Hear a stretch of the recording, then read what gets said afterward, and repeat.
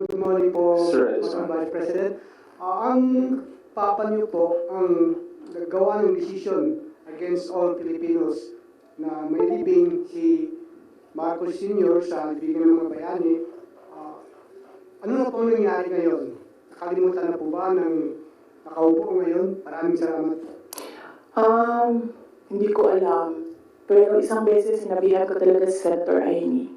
Sabi ko sa kanya, kung hindi kayo tumigil, huhukayin ko yung tatay ninyo. Itatapon ko siya sa West Philippine Sea. Sinabihan ko si Senator Aimee. One of these days, pupunta ako dun, kukunin ko yung katawan ng tatay niyo, tapon ko yan dun sa West Philippine Sea. I don't think sumagot siya. Hindi ko maalala. Nandun pa yun sa group chat. Mayroong mga nakakita. May ibang tao. Pero Senator Aimee naman, kilala niyo naman siya, di ba? Diretso yun magsalita. Hindi din yan, hindi siya,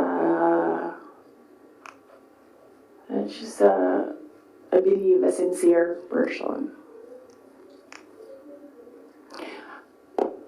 Saan na tayo? Yes, sir. Thanks.